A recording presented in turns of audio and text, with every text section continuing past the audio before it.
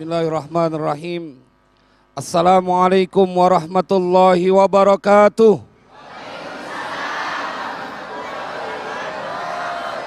Alhamdulillahi rabbil alamin. Allahumma salli wa sallim ala sayyidina Muhammad wa ala ali sayyidina Muhammad. Amma ba'du, ayyuhal jam'ul karim, para pengharap ampunan dan keridhaan dari Allah Subhanahu wa Ta'ala, pemirsa TV One dimanapun berada, yang semoga kehadiran kita di majlis ini dan yang sedang menyaksikan senantiasa dalam penjagaan Allah Subhanahu wa Ta'ala. Yang saya yakin betul dari keutamaan majlis ilmu, Allah akan berikan ampunan dari segala dosa kita. Dan segala urusan kita yang sedang susah Allah ganti dengan kemudahan. Yang sedang sakit Allah berikan kesembuhan. Yang enggak punya duit biar dikasih rada banyakan. Giliran duit aminnya kencengan.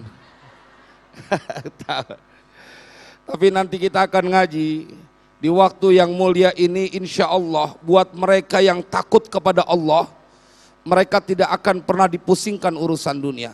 Nggak akan dipusingkan. Kenapa jamaah sekalian berbahagia? Karena bab khauf ini dalam kajian khusus Tuan Syekh Abu Hamid Muhammad bin Muhammad Al-Ghazali sampai menyiapkan bab khusus, bab khauf dan roja. Artinya jamaah sekalian berbahagia, beliau ingin menyampaikan bahwa bila dua sifat ini, khauf dan ar-roja, ada pada diri seseorang, maka dia akan selalu dalam jaminan Allah Subhanahu wa Ta'ala. Kan yang bikin susah adalah karena kita jauh dari yang maha kaya. Dekat sama pengusaha, dekat sama orang kaya, dekat sama pejabat, dekat sama penguasa, hidup ente senang. Masa dekat sama yang menciptakan penguasa, yang menciptakan orang kaya terus jadi kagak senang. Itu kan logika sederhana, Pak. Logika sederhana. Kenapa saya perlu sampaikan ini? Karena memang khauf ini, dia masdar dari fi'il khaufa. Khauf, takut. Tetapi kata ulama, ini adalah sebuah kedudukan, manzilatun min a'zami manazilit tariqi ilallahi ta'ala. Ini sebuah kedudukan yang dia mempunyai kedudukan yang tinggi di antara jalan-jalan untuk menuju ke Allah Subhanahu wa Ta'ala. Karena kalau mereka sudah menjadi orang-orang yang takut kepada Allah, semesta raya akan tunduk sama mereka. Kalau dia takut kepada Allah, maka semua makhluk akan tunduk kepada orang yang takut kepada Allah Jalla Jalaluh. Karena Allah akan selalu memberikan penjagaannya. Tetapi kan kadang-kadang nih, kita takutan sama manusia dibanding sama Allah.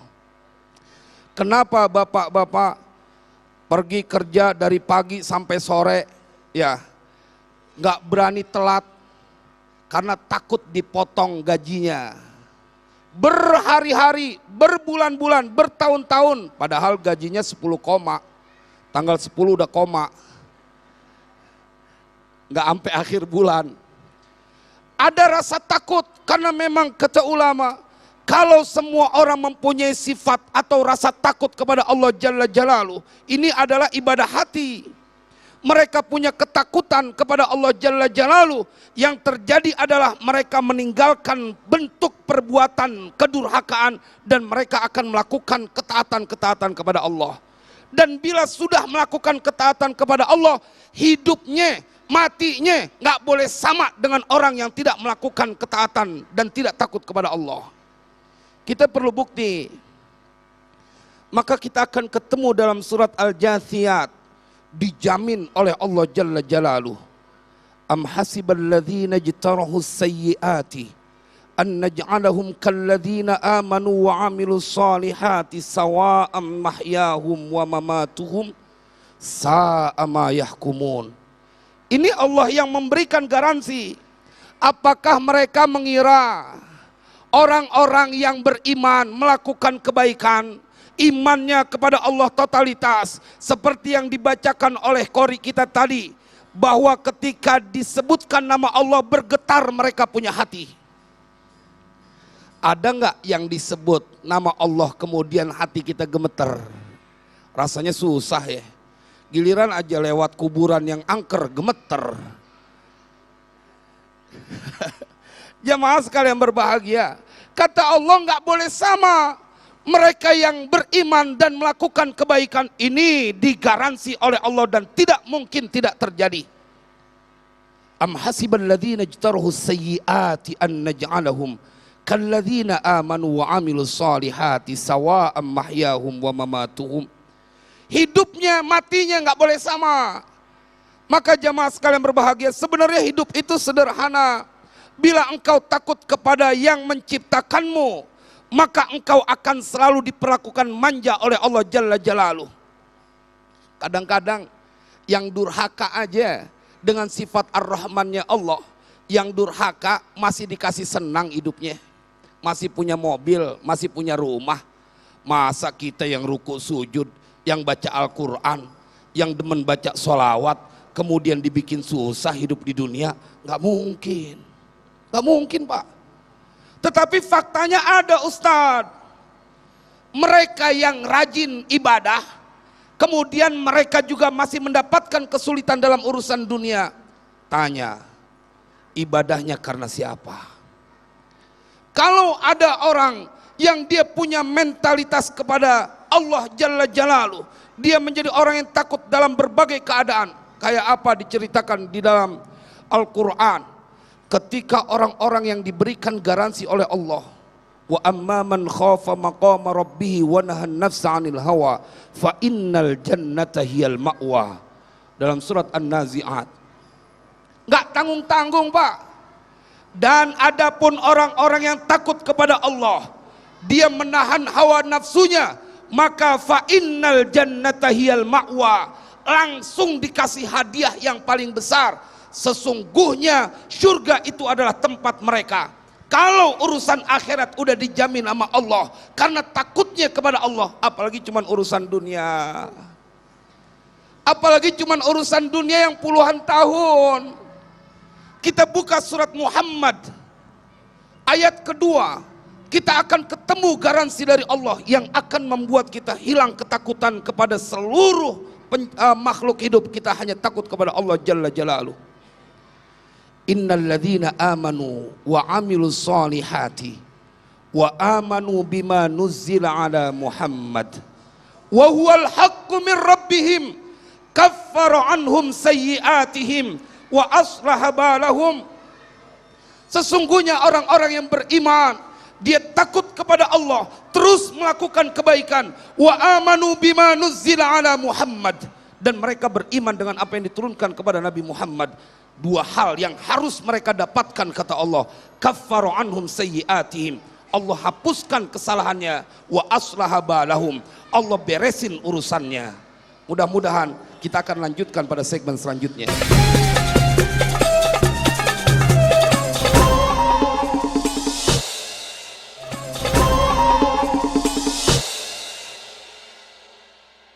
Jemaah sekalian yang berbahagia, pemirsa TV One dimanapun berada, ada sebuah kitab namanya Tazkiratul Aulia. Saya senang ngebaca biografi para aulia karena kita akan diingatkan terus tentang orang-orang yang mendedikasikan dirinya di hadapan Allah. Saya ketemu bacaan perihal Dhunnun al-Misri. Awal pertaubatannya adalah ketika dia jalan di sebuah tempat, dia ketemu dengan orang yang sedang menggantung dirinya. Digantung dirinya. Kemudian ini bab takut. Kemudian Dhunnun al-Misri mendengar ini orang yang menggantung dirinya sambil terus berkata, wahai badanku, bila engkau tidak berhenti berlaku durhaka kepada Allah, maka aku akan tetap menggantungmu di tempat ini. Dhunnun al-Misri nangis. Kemudian mendekat dan bertanya, sampai segitunya dia hukumi badannya, dia ancam, kalau engkau terus anggota tubuhku melakukan kedurhakaan kepada Allah, melakukan perbuatan-perbuatan dosa, tidak takut kepada Allah, padahal dipaparkan oleh Allah begitu jelas di dalam Al-Quran. bagaimana perihal surga, bagaimana perihal neraka, bagaimana derita yang akan dirasakan oleh orang-orang yang mereka tidak takut kepada Allah. Dhunnun al-Misri nangis, kemudian bertanya, mengapa kau lakukan itu? Kau siksa tubuhmu. Kata ini orang yang gantungan, yang dia gantung tubuhnya. Dia bilang, aku belum seberapa. Kau naik ke gunung ini, kau akan ketemu orang yang melebihi aku takutnya kepada Allah. Jemaah, dia jalan. Begitu dia jalan sampai ke tempat yang dimaksud, dia melihat seorang pemuda yang kakinya baru saja dipotong sendiri oleh dirinya. Baru aja dipotong, dilemparin. Kemudian Dhunnun al-Misri menangis. Dia tanya, apa yang menyebabkan kau penggal, kau potong kakimu, satu kakimu itu dan kau lemparkan? Kata dia, pemuda ini bilang, aku sudah 30 tahun berada di tempat ini, mengabdikan diriku kepada Allah Jalla Jalaluh. Aku menjaga diriku, hatiku dari perbuatan durhaka kepada Allah. Tapi satu waktu lewat seorang wanita yang kelewat cakep. Di hatiku ada keinginan untuk mengikuti wanita itu. Ada keinginan buat ngebuntutin itu perempuan karena kelewat cakep. Jemaah sekalian berbahagia, kemudian aku melangkahkan kakiku keluar dari tempatku. Baru satu langkah dia mendengar suara, 30 tahun kau melakukan ketaatan, kau turuti nafsumu untuk mengikuti wanita itu. Apakah engkau tidak takut kepada Allah Jalla Jalaluh? Jemaah, dia tarik lagi kakinya. Kemudian dia potong. Dia takut dengan ini kaki akan terus berbuat kedurhakaan di hadapan Allah. Sampai kayak begitu. Bagaimana kira-kira kalau kita mempunyai ketakutan seperti mereka? Makanya jamaah sekalian berbahagia, Tuan Syekh Imam Qushairi dalam kitab Ar-Risalatul Qushairiyah, beliau mengutip pendapat Tuan Syekh Imam Ad-Daqqaq. Beliau membagi takut itu dalam 3 tingkatan. Pertama al-khauf. Al-khauf, takut buat orang-orang awam yang dia takut kepada perbuatan dosa, takut dengan siksaan Allah sehingga membuat dirinya selalu berbuat kebaikan. Yang kedua, takutnya ulama. Takutnya ulama, mereka meninggalkan kedurhakaan, tidak melakukan kesalahan-kesalahan di hadapan Allah karena mengagungkan Allah. Innama yakhsyallaha min ibadihil ulama. Makanya yang disebut ulama adalah orang-orang yang takut kepada Allah, diceritain di dalam Al-Quran. Jadi kendati pun mereka masuk dalam komunitas ulama-ulama yang ada, tapi kalau mereka tidak takut kepada Allah, tidak masuk dalam kriteria Al-Quran. Karena yang takut yang kepada Allah lah yang disebut ulama. Dan yang ketiga adalah haibah. Orang-orang yang benar-benar tidak lagi melibatkan dirinya untuk urusan dunia. Jemaah sekalian berbahagia, kita sampai pada yang pertama saja, bab khauf. Kadang-kadang kita tidak berlaku adil. Contoh paling gampang begini Bapak Ibu, pemirsa TV One dimanapun berada, kita udah tunjukin takut kita kepada Allah. Kapan? Di bulan Ramadan. Kita takut dengan surat Al-Baqarah ayat 183. Di bulan Ramadan, tengah hari, bapak-bapak biar nggak ada anaknya, biar nggak ada bininya, lagi di bulan Ramadan nggak berani minum air putih. Padahal nggak ada orang yang lihat. Iya Ustadz, istri saya kagak ada, anak saya kagak ada, tapi Allah melihat. Di bulan Ramadan semua menjadi orang yang takut kepada Allah.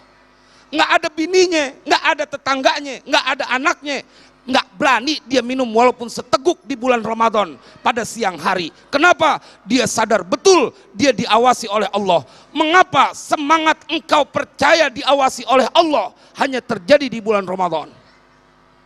Pejabat-pejabat kita kalau punya takut kepada Allah Jalla Jalaluh, mereka tidak akan pernah berlaku korupsi. Nah, mereka takut karena orang-orang tidak bisa mengetahui perbuatannya. Pimpinannya boleh jadi tidak tahu, rakyatnya boleh jadi tidak tahu, tetapi siapa yang bisa bersembunyi dari pengetahuan Allah? Bila rasa takut itu ada dalam setiap jiwa umat Nabi Muhammad, saya yakin Indonesia ini akan menjadi negara yang penuh dengan keberkahan. Kan kagak habis-habisnya kita tonton berita orang-orang yang berpendidikan, mempunyai titel berderet, tapi giliran urusan korupsi mereka juga terlibat. Naudzubillah. Kalau ibu-ibu mah paling juga korupsi uang belanja, itu juga suaminya rela banget. Makanya kalau kata teman saya, jangan nyari bini yang pinter nyari duit. Di mana aja duit kita umpetin ketemu sama bini kita. Ini duit apa nih bang? Duit sial. Gue udah umpetin masih ketahuan. Tapi biasanya kan semuanya saling ridho. Karena bagi seorang suami hartanya adalah harta istrinya. Betul nggak bu? Giliran harta ibu aja. Iya betul. Jamaah sekalian berbahagia, itu mah halal, ada keridhaan. Tetapi untuk urusan amanah, engkau tidak takut kepada Allah Jalla Jalaluh. Seorang lelaki diceritakan dalam kitab Tanbihul Muqtarrin, Tuan Syekh Abdul Mawahib Abdul Wahab Asy-Sya'rani. Namanya Tuan Syekh Imam Masruq. Tiap malam kerjaannya bikin bininya nangis. Tiap malam. Kenapa tiap malam bikin bininya nangis? Karena dia kalau udah sholat malam sampai dia merangkak, istrinya di belakang nangis ngeliatin suaminya begitu takut kepada Allah Jalla Jalaluh.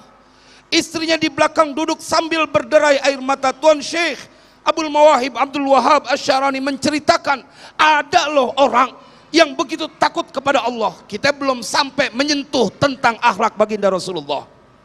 Makanya kalau ada orang yang bilang, dicontohkan nggak sama Nabi, ente kagak bakal sanggup ngikutin Nabi, ngikutin tabiin aja nggak sanggup. Kan ada orang bilang nggak dicontohin sama Nabi, nggak dicontohin sama Nabi, nggak sanggup ente ngikutin Nabi. Ulama-ulama pewaris para Nabi, istrinya menangis, kenapa? Nggak tega ngelihat suaminya saban malam melaksanakan sholat sampai merangkak ke tempat tidurnya. Ada nggak ibu yang suaminya sampai kayak begitu bu? Yang ada tidur pules banget ya. Urusan banyak tidur pules, ngorok gitu. Kita lupa bahwa tanya kepada orang-orang yang terlibat masalah di negeri ini. Wah nggak bisa makan, nggak bisa tidur. Mereka yang jangan kata tersangkut sebagai tersangka di KPK, jadi saksi aja meriang. Baru jadi saksi di KPK, udah meriang tuh. Kenapa? Udah kebayang, nggak enak hidup di penjara, nggak enak, nggak bisa ketemu sama saudara. Bagaimana giliran ancaman dari Allah? Mereka yang tidak takut kepada Allah, bukan hanya mereka di penjara, badanmu akan menjadi bahan bakar api neraka, minummu dari air yang mendidih, dan siksaan yang paling rendah kata Nabi nanti dalam hadis Sahih Bukhari. Siksaan yang paling ringan nanti di yaumil qiyamah buat mereka yang tidak takut kepada Allah. Dia berdiri di atas sandal yang kalau dia injak, itu kakinya yang injak sandal mendidih dia punya otak. Jemaah, kalau kita nggak takut dari sekarang, makanya Nabi bilang kalau mereka takut di dunia ini, mereka akan dibikin aman di akhirat nanti. Tapi merasa aman di dunia ini, mereka akan dibuat takut di akhirat nanti. Terima kasih.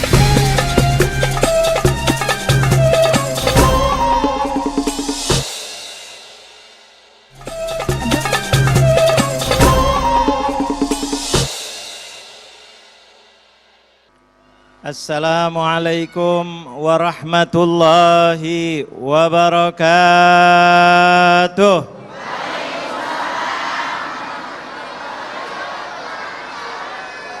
Alhamdulillah, alhamdulillahi rabbil alamin, hamdan yuwafi na'amahu yukafi'u mazidah. Allahumma salli wa sallim ala sayyidina wa habibina wa maulana Muhammad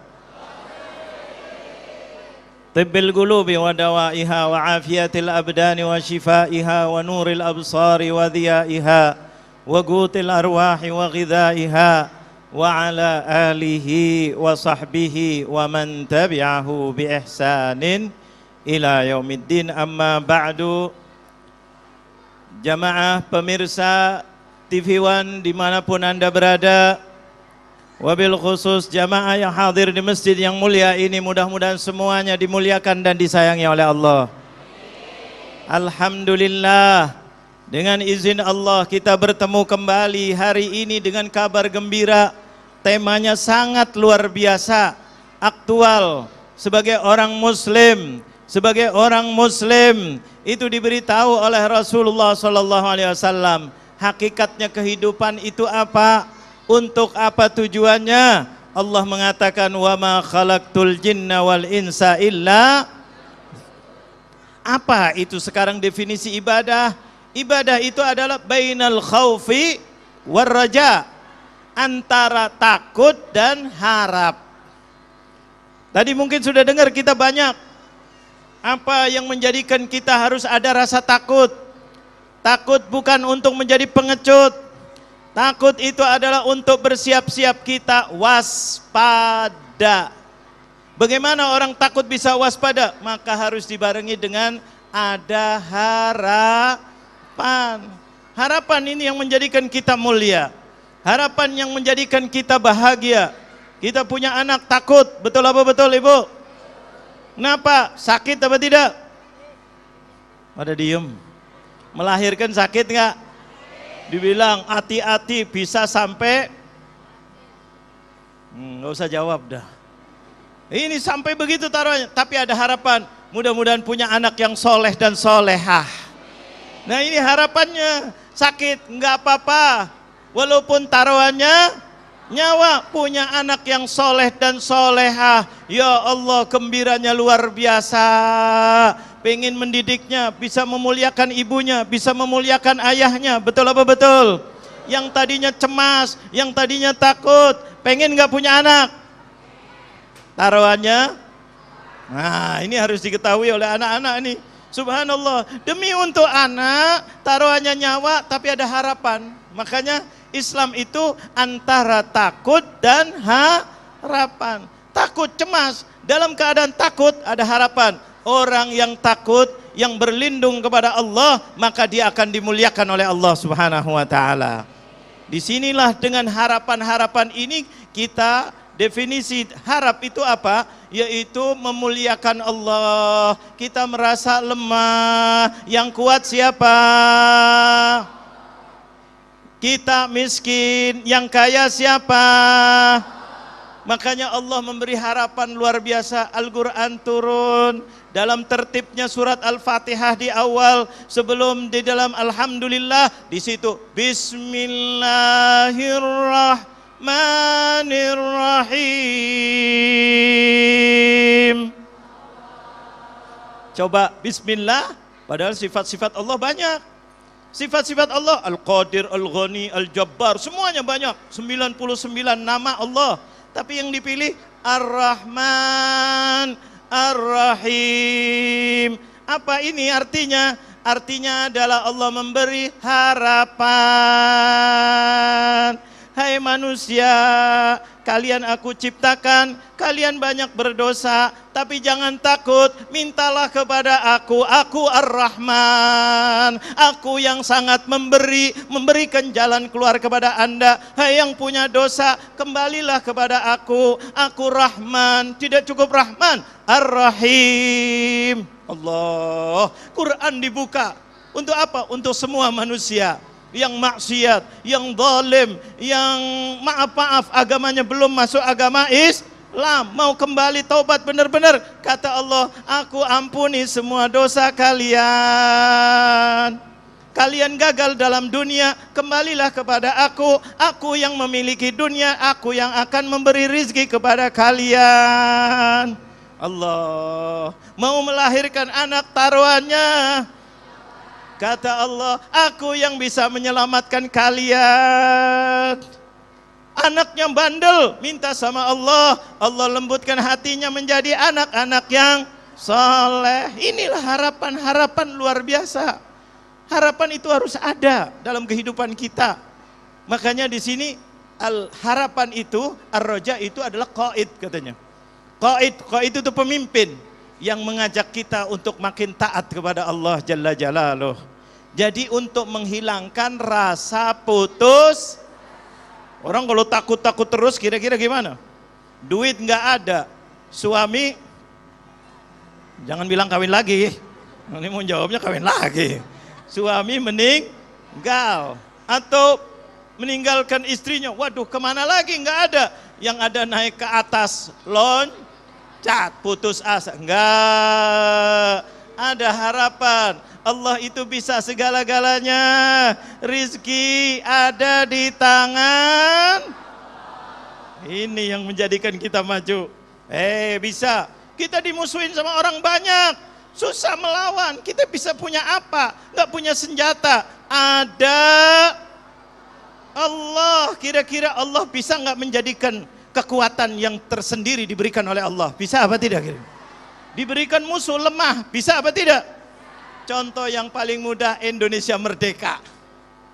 Indonesia merdeka itu lawannya Belanda pertama kali, betul apa betul? Gak bisa, subhanallah 350 tahun. Datang Jepang, zret, dalam hitungan berapa bulan?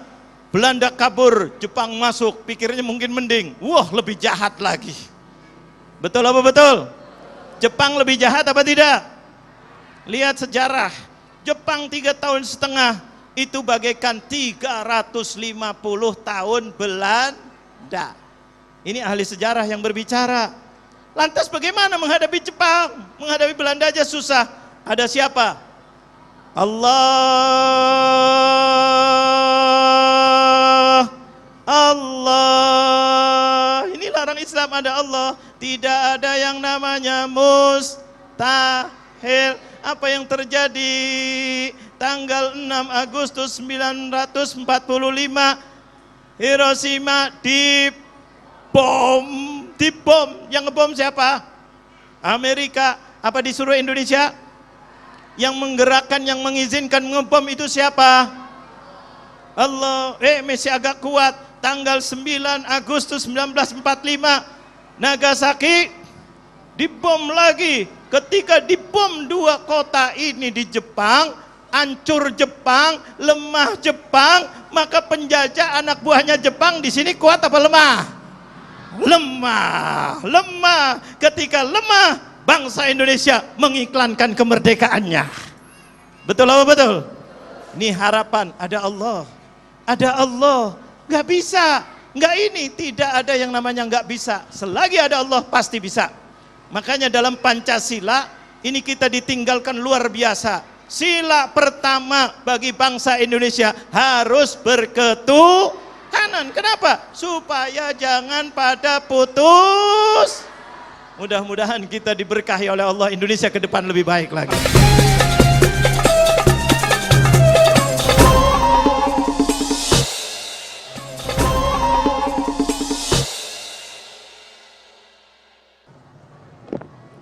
Jamaah Masjid Al-Mujahidin Cikarang Utara yang mudah-mudahan senantiasa disayangi dan dimuliakan oleh Allah Subhanahu wa taala. Mudah-mudahan saat ini saat yang paling dimuliakan dan disayangi oleh Allah Subhanahu wa taala. Subhanallah, ini adalah kabar gembira bahwa harapan itu adalah kabar gembira. Orang kalau ada harapan itu kata orang secercah harapan itu bisa menjadikan orang hidup bahagia. Bagaimana kalau harapannya banyak? Islam itu datang membawa harapan. Islam itu bukan hanya nakut-nakutin. Nakutin itu untuk supaya kita waspada. Betul apa betul? Dan waspadanya itu pasti. Lain dengan pemberitaan, kadang-kadang bilang besok mau hujan, ternyata ada apa tidak kira-kira? Wah, kita percaya nggak? Ya percaya aja, cuma namanya manusia, kadang-kadang benar, kadang-kadang betul apa betul? Dibilang cuaca ekstrim, tanggal sekian, termasuk hari ini tanggal 12, betul apa betul? Tapi ternyata tidak, inilah prediksi manusia. Tapi kalau Allah yang membicarakan, tadi kita sudah dengar banyak dari Kiai Syarif, bahwa nanti di akhirat orang yang maksiat, yang tidak taubat, tempatnya di api. Ada apa tidak tadi? Luar biasa azabnya Allah. tapi ada harapan diberi oleh Rasulullah yang diberikan oleh Allah Jalla Jalaluh. Siapa yang mau tobat, yang tadinya sudah tertulis maksiat demi maksiat, kedoliman demi kedoliman, semuanya bisa dihapus. Siapa yang menghapus? Allah, dengan syarat wa tubu ilallahi jami'a. Kembalilah taubat kepada Allah secara menyeluruh, semuanya kembali kepada Allah Jalla Jalaluh. Allah akan beri ampunan. Bahkan Allah memberi harapan dalam hadis qudsi, mengatakan apa? Sebelumnya hadis qudsi ada ayat Al-Quran dalam surat Fatir, yang mana Allah mengatakan dalam firman-Nya, ya ayyuhan nasu antumul fuqara ilallah wallahu huwal ghaniyul hamid. Dengarkan baik-baik, wahai manusia, kata Allah dalam firman-Nya dalam surat Fatir ayat 15. Wahai manusia, kalian itu perlu dengan bantuan kepada dan bantuan dari Allah. Perlu pertolongan dari Allah. Sedangkan Allah Maha Kaya, Maha Bisa, Maha Mampu, Maha Senang membantu kita. Allah itu senang. Makanya doa itu adalah silahul mukmin. Senjatanya orang mukmin, pembelanya orang mukmin itu adalah doa. Coba lihat, dengar hadisnya, hadis qudsi yang dibawa oleh Rasulullah. Innallaha yanzilu ila sama'id dunya ba'da thulutsail lail. Allah rahmatnya turun ke langit bumi, maksudnya mendekatkan diri rahmatnya kepada manusia. Untuk apa ya Allah? Hal min mustaghfirin, apakah ada yang mau minta maaf? Orang lagi tidur semuanya, malam-malam Allah turun rahmatnya. Kalau orang butuh, kira-kira malam-malam bangun apa tidak? Kalau orang butuh, masalah nggak ada kerjaan malam jam 1 malam, bangun apa tidak? Bangun demi untuk mencari rezekinya. Bagaimana butuhnya dengan ampunan dari Allah Jalla Jalaluh. Allah mau melihat siapa yang betul-betul butuh. Malam-malam turun rahmatnya Allah. Hal min mustaghfirin, apakah ada yang mau minta maaf? Aku maafkan semua kesalahannya. Allah. Tidak cukup begitu, itu urusan akhirat, urusan dunia. Masalah ada yang pengen punya kerjaan, ada yang kepengen rezekinya banyak, ada yang kepengen punya jodoh, ada yang pengen punya anak, ada yang pengen anaknya baik, ada yang pengen istrinya, Pak, solehah, jangan salah jawab. Ada yang kepengen suaminya soleh, baik, betul apa betul? Ya, nah, minta sama Allah, kata Allah. Hal min talibi hajatin, kata Allah. Apakah ada yang pengen punya hajat? Hajat untuk apa? Suaminya biar pengertian, masa ngasihnya tiap bulan begini-gini terus. Minta sama Allah. Kalau ngomong sama suaminya, Pak, tambahin, dasar perempuan mata. Ada apa tidak kira-kira begitu? Minta sama Allah. Tiba-tiba besok, dek, wahai istriku sayang, ini biasanya berapa? 1 juta, 2 juta, nih ada rezeki 100. Cukup apa tidak? Pak, udah jangan bilang pak, insya Allah bulan depan 200 juta. Seneng apa tidak kira-kira? Kok bisa ya berubah? Siapa yang merubah? Allah bisa merubah hatinya manusia. Hujan, banjir, celaka, ya Rob, hujannya berhenti, bisa apa tidak? Ini yang dibawa oleh Rasulullah, salat istisqa. Hujannya banyak, biar berhenti, salat istisqa. Hujannya kebanyakan, hawalaina la alaina, kata Rasulullah. Ya Rob, jangan banjiri sini, sudah cukup. Bagikan air itu ke tempat yang membutuhkan, ya Rob. Kira-kira airnya bisa pindah apa tidak? Dengan izin. Tapi kalau kita sendiri nggak bisa. Makanya Islam datang memberi kabar gembira. Inilah bangsa Indonesia, alhamdulillah. Tadi kita sudah katakan, Pancasila pertama adalah apa? Ketuhanan yang maha Jadi jangan sampai bangsa Indonesia putus asa. Selagi ada Allah, bisa semuanya. Betul atau betul? Jangankan negara itu yang masuk negara kita. Inggris dulu masuk ke Indonesia ketika agresi. Betul atau betul? Dengan pesawatnya, dengan pamfletnya menyebarkan luar biasa. Suruh bangsa Indonesia nyerah. Tidak nyerah. Bung Tomo mengatakan, "Hei Inggris," subhanallah, pidatonya sampai sekarang terdengar kita. Kami tidak akan. Alhamdulillah Indonesia sudah merdeka, tetap merdeka. Sekali merdeka, itu dari mana kalau tidak ada keyakinan kepada Allah Jalla Jalaluh. Inilah bangsa Indonesia, yaitu apa? Ketuhanan yang maha. Maksudnya jangan kita bergantung kepada diri sendiri.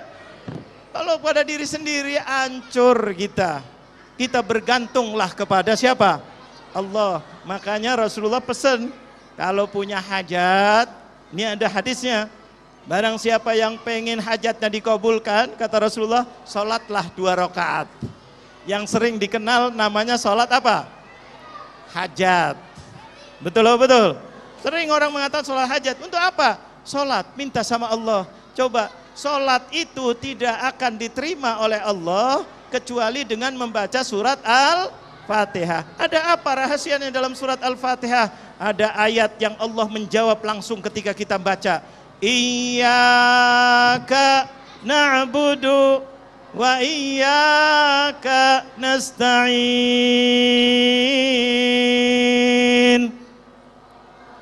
Dialog hamba Allah kepada Allah. Allah jawab, hadza, katanya Allah, ayat ini li wali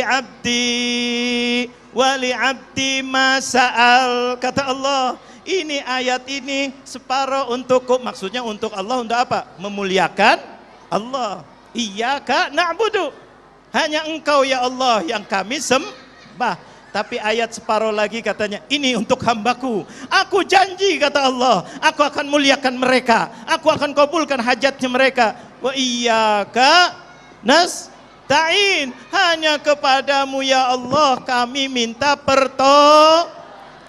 banjir, pengen ditolong nggak? Gue yang jawab separuh. Pengen nggak? Mudah-mudahan Allah tolong banjir yang turun menjadi banjir rahmah dan barokah. Bisa apa tidak? Ini semuanya kita bisa. Kejadian-kejadian ini yang kerasanya kayaknya bikin susah, tapi kalau Allah robah menjadi baik, bisa apa tidak kira-kira? Ini yang kita terus, makanya penuh dengan harapan. Jangan sampai kita putus harapan. Kalau putus harapan kecewa. Kalau kecewa maka dia bisa bunuh. Na'udzubillah min dzalik. Kita supaya ke depan anak kita nggak lulus, mudah-mudahan Allah jadikan begini. Suami PHK, mudah-mudahan Allah kasih rezeki lebih banyak, biasa dagang dengan rezeki yang lebih banyak. Insya Allah Allah bisa segala-galanya. Mudah-mudahan Allah berkahi kita semuanya. Amin ya Rabbal. Amin ya Rabbal Alamin.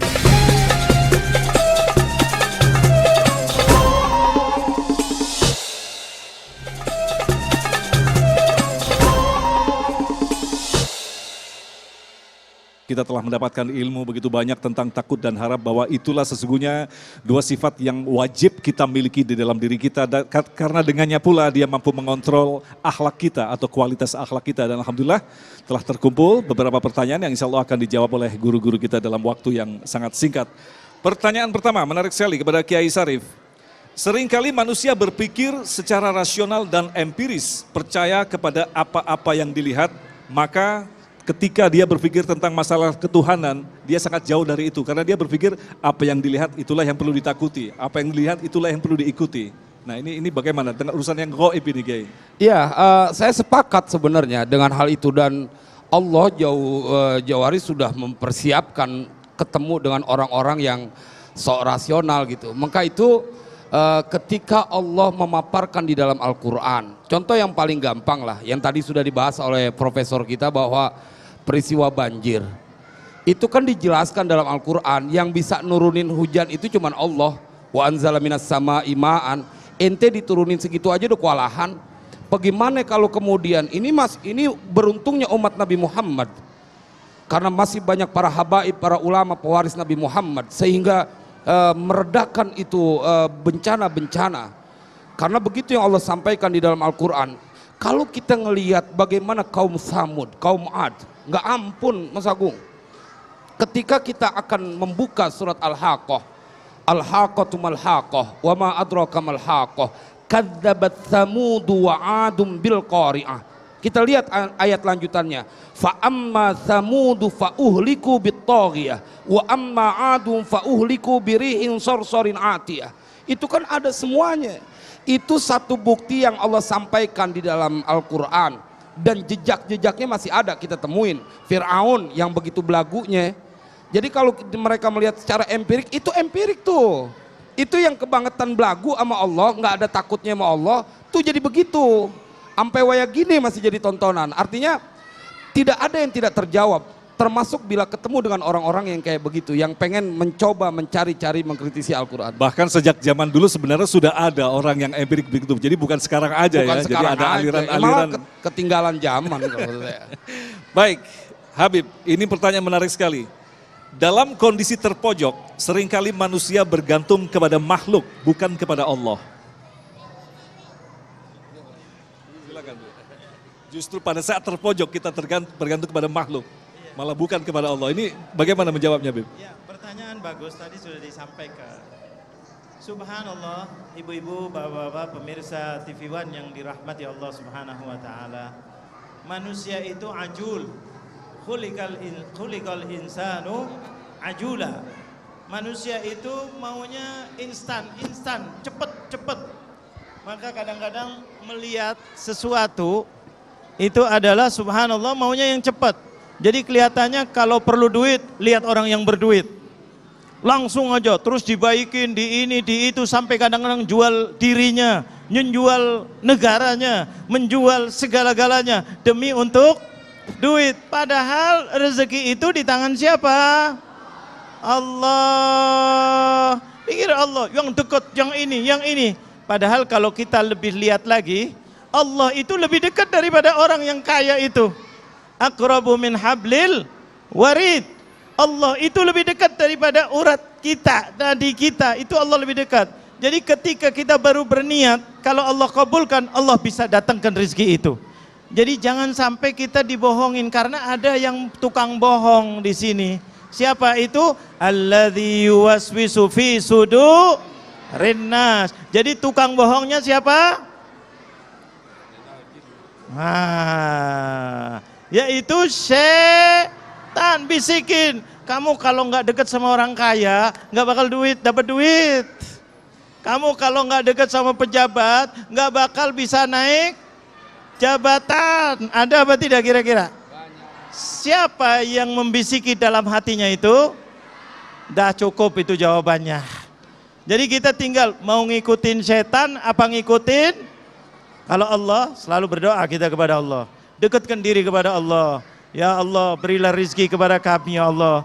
Tunggu, kata Allah, wasta'inu bis sabri wassalat. Dalam kalian memerlukan hajat, sabar dikit. Jangan maksa Allah. Kenapa? Karena Allah yang paling tahu mana yang lebih baik untuk Anda. Kapan waktunya? Karena takut dikasih uang sekarang, tahu-tahu mabuk-mabukan. Suaminya dikasih kaya raya, akhirnya ninggalin istrinya. Ada apa tidak kira-kira? Suaminya dikasih kaya, istrinya lupa sama ada apa tidak? Nah ini kata Allah, minta rezeki yang banyak, yang berkah, waktunya serahkan sama Allah Jalla Jalaluh. Beb, yang sering membuat manusia putus asa adalah sering bertanya, ini lantas kesabaran ini sampai pada saat titik seperti apa? Kok nggak dikabul-kabulkan? Nah, ini yang sering membuat manusia putus asa, Beb. Itu bagus pertanyaan. Sampai kapan sabar? Sabar itu adalah bagian daripada kehidupan. Kehidupan, ibadah itu adalah sabar diantaranya. Syukur dan sabar. Tadi takut dan raja atau pengharapan. Ketika kita disuruh sabar, jangan batasin kesabaran itu. Yang penting kita berbuat, ikuti perintah Allah, yakin. Kalau orang beriman, yakin Allah mengabulkan. Yakin Allah, karena Allah sudah berjanji, ud'uni astajib lakum. Cuma kapan? Terah kepada Allah. Kadang-kadang kita perlunya sekarang. Tapi kata Allah, aku tahu kamu itu masa depannya kalau diberi tidak bakal bagus. Lebih baik aku simpan nanti untuk di akhirat. Bisa apa tidak? Bisa, Allah yang maha tahu. Maka lebih baik diberi sekarang apa nanti? Nanti, kepengennya sekarang. Tapi kalau kita sudah tahu manfaat tidak manfaat, otomatis milihnya nanti. Maka sabar sampai kapan? Sampai diberikan oleh Allah. Walaupun sampai mati. Itu dikatakan wa'bud rabbaka hatta ya'tiyakal yakin. Jadi sabar jangan dibatasin. Sabar itu tidak ada batasannya. Baik, terima kasih. Kembali ke Kiai Sarif. Jika di dalam diri kita, di sisi yang lain ada dorongan syahwat yang tinggi untuk bermaksiat, tetapi di sisi lain ada rasa takut kepada Allah. Bagaimanakah bisa menyeimbangkan atau bahkan menghilangkannya? Jamaah sekalian berbahagia, rasanya ini tidak terjadi ketika Nabi memberikan sebuah informasi. Tidak terkumpul dua ketakutan dan tidak terkumpul dua rasa aman pada diri satu orang. Jadi kalau dia takut kepada Allah, otomatis itu akan menjadikan diri dia menekan dirinya dari hawa nafsu. Karena itu ayat yang tadi saya baca dalam surat An-Nazi'at, wa amma man khafa maqama rabbih wa nahan nafsa 'anil hawa. Dia satu paket. Kalau ente udah takut sama Allah, pasti ente bakalan menekan itu hawa nafsu yang tidak sesuai, tidak seharusnya.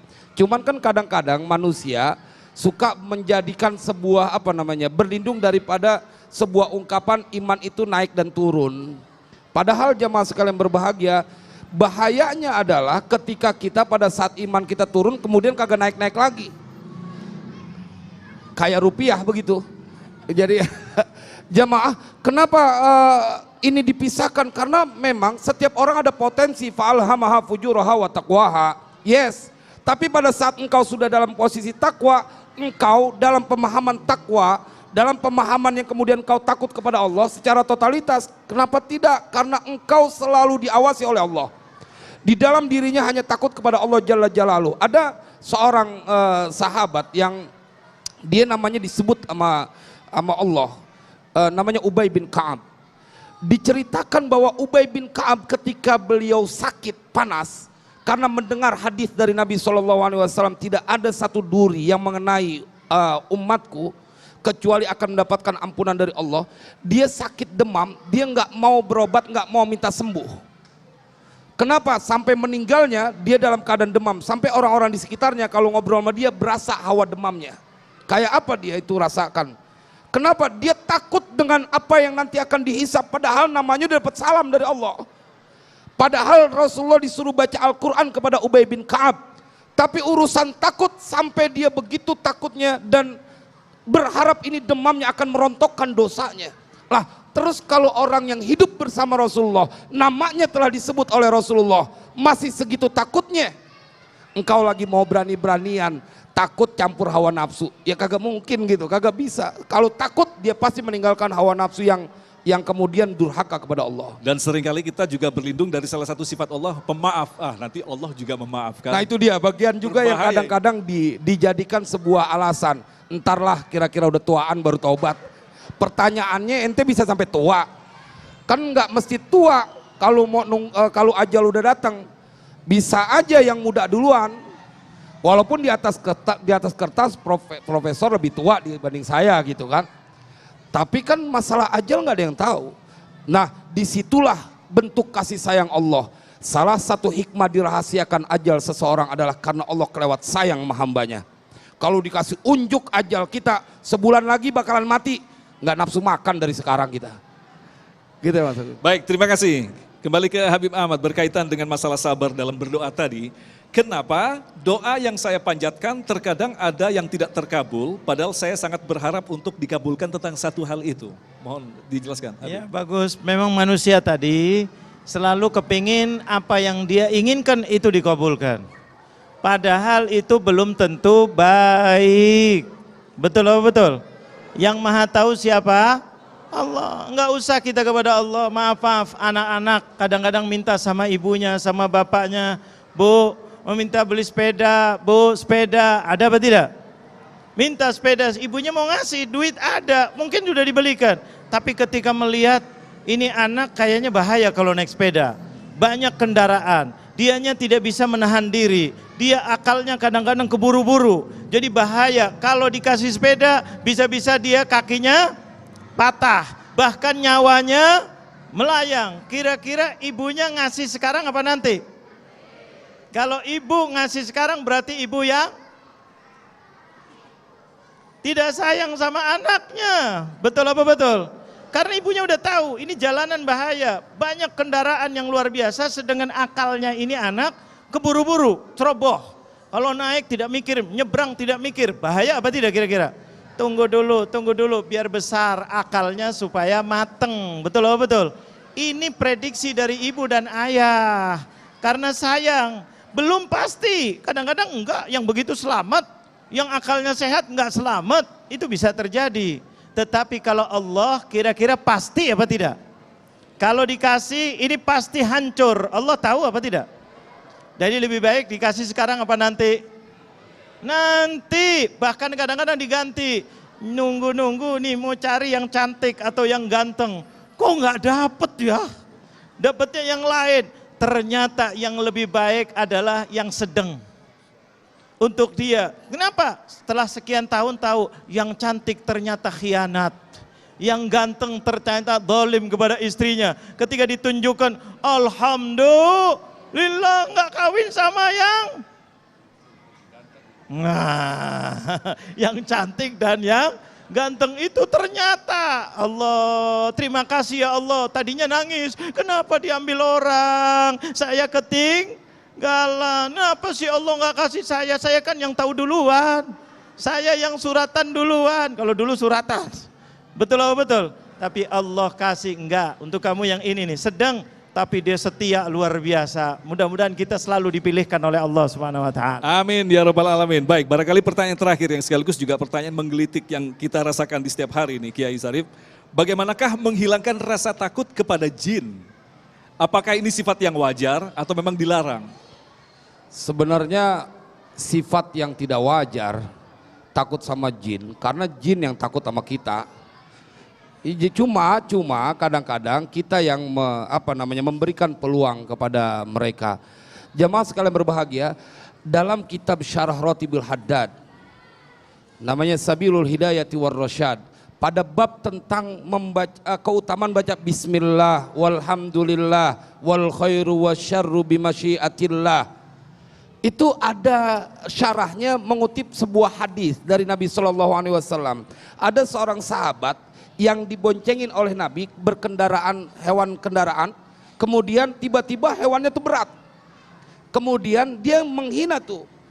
Itu sahabat yang diboncengin kemudian bilang, tangsa syaitan, brengsek nih setan. Kata Nabi jangan digituin, kalau dia dihina, dia tambah gede kayak rumah. Ente cukup baca bismillah, dia akan jadi seperti seekor lalat. Ya Allah, cuman baca bismillahirrahmanirrahim. Nggak perlu lagi tuh. Kalau orang Betawi dulu numpang-numpang anak jenderal mau lewat gitu. Kalau teman serap. Kak, baca bismillah, walhamdulillah, wal khairu wasyarru bimasyiatillah. Kita akan ketemu cerita jin yang ditangkap sama Abu Hurairah. Karena nyolong Baitul Mal, ditangkap. Kemudian 3 malam berturut-turut ditangkap, yang ditangkap jin. Sama Abu Hurairah. Kenapa kemudian ini menjadi sebuah informasi yang ingin saya sampaikan? Karena jin itu ngasih bocoran. Kalau ada umat Nabi Muhammad baca ayat kursi, maka jin itu lari selama 40 hari. Ayat kursi 1 kali tuh, kan kita udah hafal. Kalau orang-orang pada berebut kursi, kita baca ayat kursi aja dah.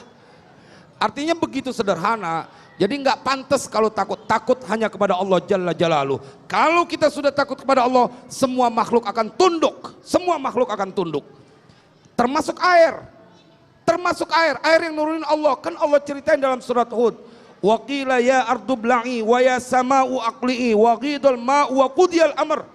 Allah tinggal perintahkan, surutkan engkau air dari tanah dan berhentilah kau langit dari menurunkan hujan, maka menjadi selesai itu urusan. Artinya kalau udah takut sama Allah, saya suka pakai bahasa Inggris, everything easy.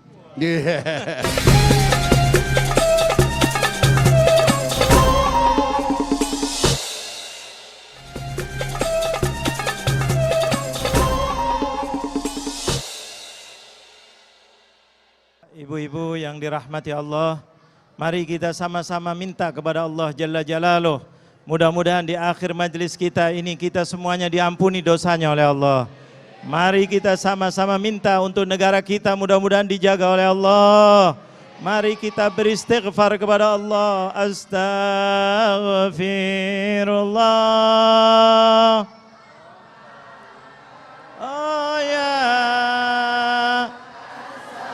Ya Allah, ampunilah dosa-dosa kami ya Allah.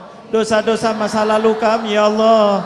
Dosa-dosa istri kami, suami kami ya Allah.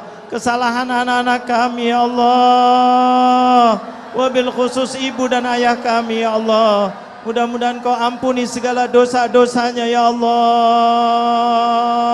Ya Allah, musibah-musibah yang turun itu kata Rasulullah adalah sebabnya dosa-dosa kami ya Allah.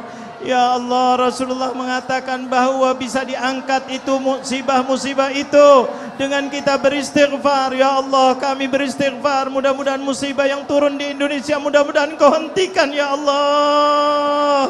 Ya Allah, janganlah terus-menerus musibah-musibah ini ya Allah. Lembutkan hati bangsa Indonesia ya Allah, agar semuanya bertaubat kepada jalan-Mu ya Allah. Yang suka maksiat berhenti dari maksiat ya Allah. Yang suka berbuat zalim berhenti dari kezalimannya ya Allah. Kami ingin Indonesia damai, Indonesia aman, Indonesia berkah. Birahmatika ya arhamar rahimin, ya arhamar rahimin. Rabbana atina fid dunya hasanah wa fil akhirati hasanatan wa qina adzaban nar. Wa sallallahu ala sayyidina Muhammadin nabiyil ummi wa ala alihi wa sahbihi wa sallam. Walhamdulillahi rabbil alamin.